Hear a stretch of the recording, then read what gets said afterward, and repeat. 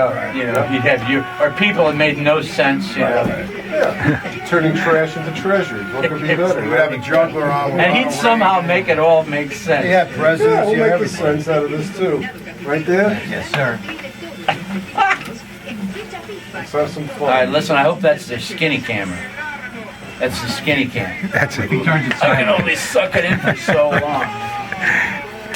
Tommy. Well, you gotta let me know when we're actually gonna do it. Yeah. You mean the other show? Or this show? Oh, this show starts in 2 minutes. Oh, okay. That's what I yeah. wanted to know. About 7 o'clock will be an ice. That's always good to know. Right on. We're in. I'll play a jingle. Yeah. And then I'm going to play Moni Moni. That really works. Start there. Well, Yeah, and then after you. I was gonna say, you know, it's like my lingual skills are pretty limited. does volume bother anyone, like loud music? Or should I keep it? Yeah, I can't stand that rock and roll. What'd you say? Who?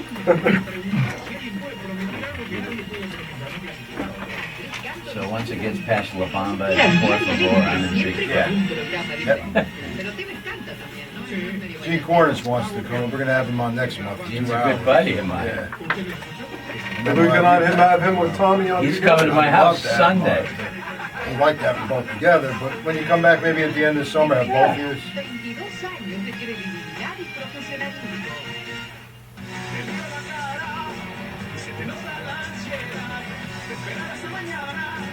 How does it feel to be? You're in New York a lot these days? A lot.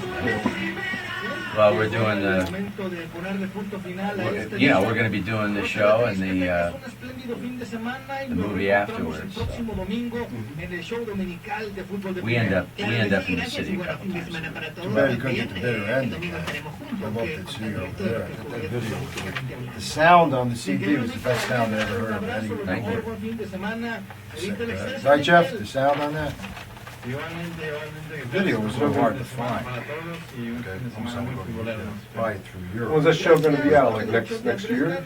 No, we're looking at 3 years. 3 years? On the Right on Broadway, right? Yep. They can take 10, you know. It's not like the record business. Right.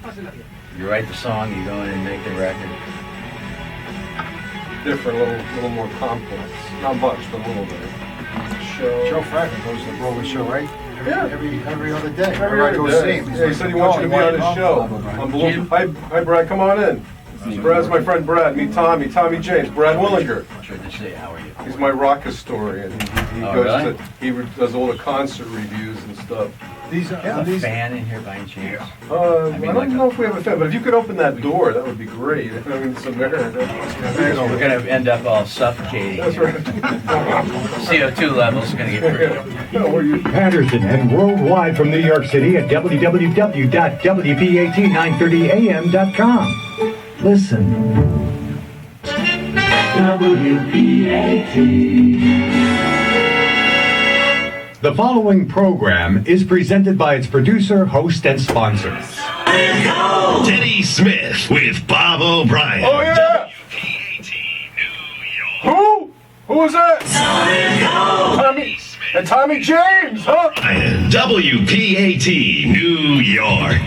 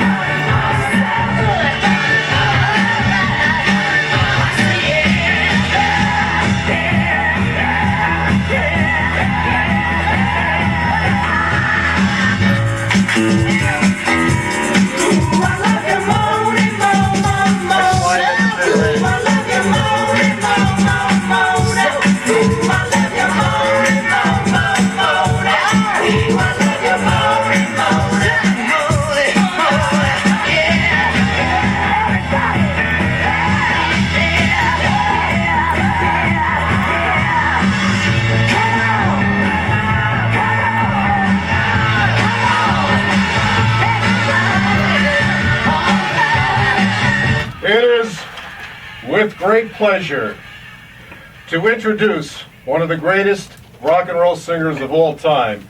And I'm happy that Tommy James is here with me, with Teddy Smith, with Bob O'Brien on the greatest rock and roll, or so we think it's one of the great rock and roll shows of America here on WPAT in New York City. And our number here is 212-219-9695. We're streaming live at WPAT930am.com. Welcome, Tommy. I'm glad you're here. Thank you so much. Great to be here. It really is. How'd you like the Super Bowl this past week? Did you enjoy it? Oh, I liked it a lot. I sure did. I know you're a Giants fan, right? Oh, big time. Yeah, I know. I read it in your book. Yeah, that's right. Is this on? Yeah. Oh, yeah, we're on. Okay, good. Yeah. Thank you. So, what did you think of the game? I mean, Well, I loved it. I mean, first of all, more interesting stuff happened in that game that I've never seen before. I mean, I feel like that right pass from at the but end. the safety right at the beginning Yeah. set the tone for the whole game. You That's know? right. And of course, the Patriots are all in therapy now. Yeah. And I was So- actually in New England when I watched the game, so I couldn't say very much. Really? And I used to sell at a radio station up near Boston, and it was really a treasure. Really wonderful selling Boston packages when I'm a Yankees fan, but I try to do the best I can. Right. You know, being a musician and one of the greatest rock and roll singers of all time, you know what it takes to stay, to have the endurance, the fortitude to be in this type of business, I'm sure. That's right, Sonny. Well, all I can say is thank you very much for that. And what makes Tommy James one of the greatest rock and roll singers of all time? Listen, you're embarrassing me. All I One can thing? say is that I have been very thankful to the good Lord and to the fans for the kind of longevity we've had. And we've been doing this in the major leagues now for about 45 years, strangely enough. And this is a business that, maybe gives you 2 years or 3 years. Right. And so I've been very blessed, very lucky. Who would you say has inspired you in your life? Some of the great rock and roll singers that you've admired growing up. Well, of course, my first heroes were the first generation rock and rollers. Elvis and Buddy Holly and all those guys who really broke the ice. When I think of Eddie Cochran and Gene Vincent and the Everly Brothers and that whole bunch that I actually learned how to play guitar from. Chuck Berry taught me how to play guitar. I actually told him that one time. I can't keep my guitar in tune either. So, it's like, it's seriously, these guys invented rock and roll. And, I was just very pleased to meet many of them. And they were my first heroes. By the way, if you're just joining us, Teddy Smith with Bob O'Brien with Tommy James. And Tommy, you have a wonderful book out there. I just want people to know about it. Where can they buy your book? Pretty much all over Barnes and Noble, where I bought it. Wherever books are sold, and online, of course, at Amazon or I would say Barnes and Noble and places like that. But also, they can come to our website, just TommyJames.com. They can get a copy on our site. So it's all over. Me, the mob, and the music. What sort of gave you the background or the intuition to write such great stories that you have now? I know life's work, but also there's a lot more to it than that, isn't there? Well, when we started, Martin Fitzpatrick, my co-author, and I, we started this project out. We were basically going to write a nice music book about, writing songs and being in the studio. And we really weren't going to touch the Roulette story. I was very nervous to talk about all that stuff, and I had been for 40 years. But you're not tonight. No. But what I'm saying is when we were going to call it Crimson and Clover and write a nice music book, but we got about a third of the way into it and realized that if we don't tell the whole Roulette story, we are really cheating ourselves and everybody else, because that is the story. And but we were very concerned because Roulette Records was a front, frankly, for the Genovese crime family in New York, among other things, being a legitimate label. But we learned those things incrementally, and I was very uptight talking about all this stuff. So we got, as I say, about a third of the way in and realized that we had to tell the Roulette stories. But some of these guys were still walking around, and frankly, I was a little nervous. And so we put it on a shelf for a couple of years. And then in '06, the last of the Roulette regulars, as we called them, passed on, and we felt like we could finish the story.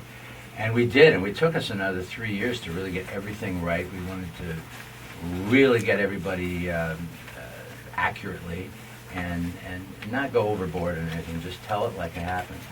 And so in last year, when we were finished, Simon Schuster picked it up and put it out. It's in its 7th printing now, and it's going to be a Broadway show. Congratulations. Thank you. You said it'll be about 3 years it'll be a Broadway show. Broadway show. A little longer than just putting a CD or an album. Or, they don't even call them albums, music together. I'm getting a real education. It's not like the record business where Right. you write a song, you put the record out.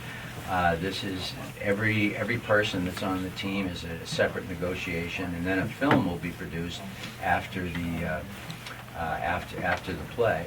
And that's both projects are being produced, by the way, by Barbara DeFina, who is such an amazing lady. She produced Hugo. She was one of the producers of Hugo, and so she'll probably win an award this year. She produced Goodfellas, Casino, Last Temptation of Christ, Cape Fear, Color of Money. Just an amazing lady. Oscars around the corner, Grammys this Sunday, 20 years of the Beach Boys reunion, right? Indeed.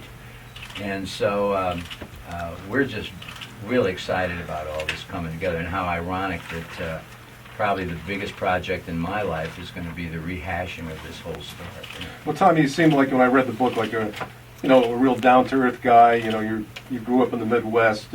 In fact, you even worked in I believe was a hardware store, a place just for a short time. Sold records. Yeah, sold records, right, in the store. But it was amazing that you said, heck with all of that. You want to be in the record business. You want to be in the music business.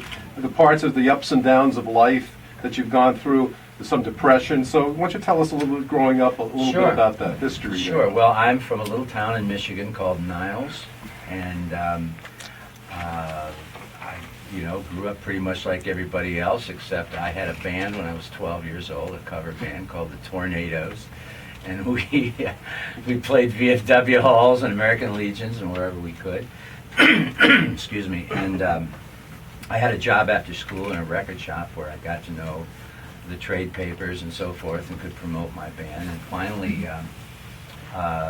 we recorded a song called Hanky Panky. Actually, we had two. And there's a real big story behind that. Sure. That song. I basically had 2 little label deals before I was out of high school. The second one was where Hanky Panky came from, and one of the local DJs walked into the record shop one day and asked if we would sign with his new regional label, Snap Records, and we said yes. And interesting name for a label. it's Crackle and Pop were the other two. Yeah. Right.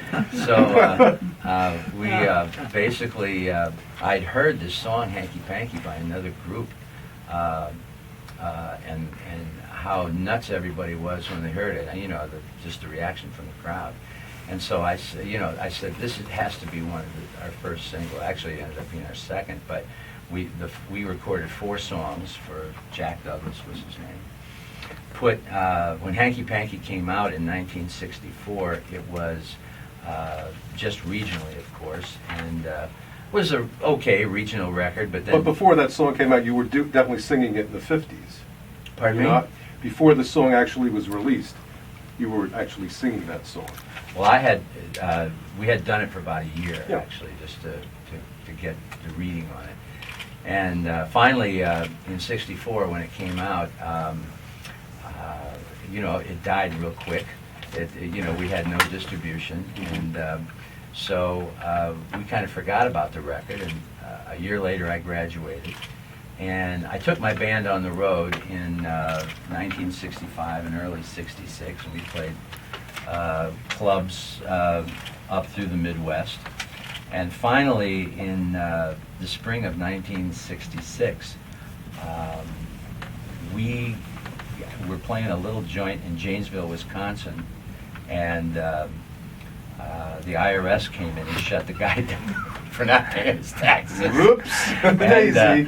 And we were, of course, let go at that moment and feeling like real losers, and we slumped back to Niles, and thank God we did. That's how the man upstairs works, because we got home, and the minute I get home, I get this call from Pittsburgh that Hanky Panky, this fluky record I made 2 years earlier, was sitting at #1. Was it a jock by the name of Chuck, as I recall? Chuck Brinkman And was then one of them. KDKA was number KDK, one. Clark Race, yeah. Yeah. And Pittsburgh was, where it all started for us. And so I couldn't put the original band back together. So I went to Pittsburgh with Jack Douglas, and we sort of grabbed the first bar band we could find to become the Shondells. And a week later, we were in New York. By the way, it was sitting at number one.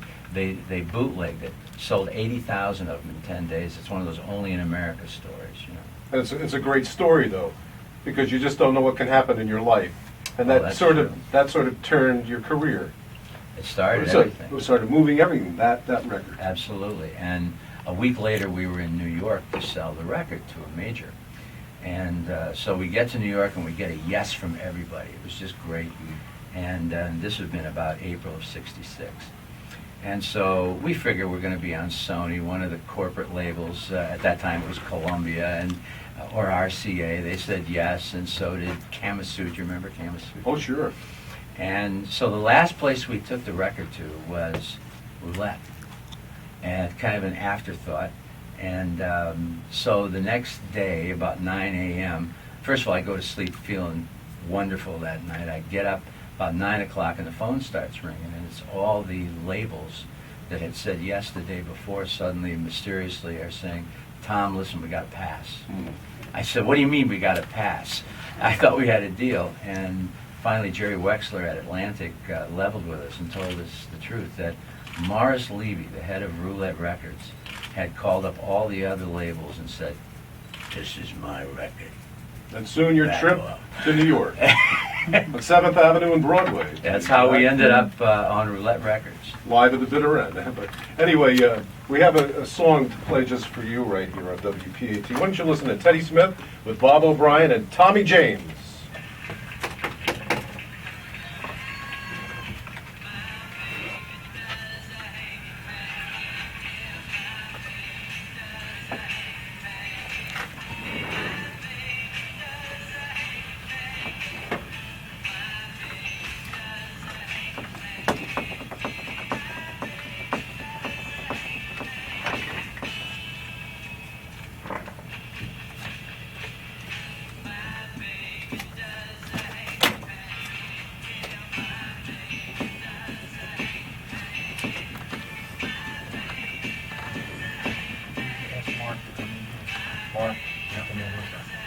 Are we on?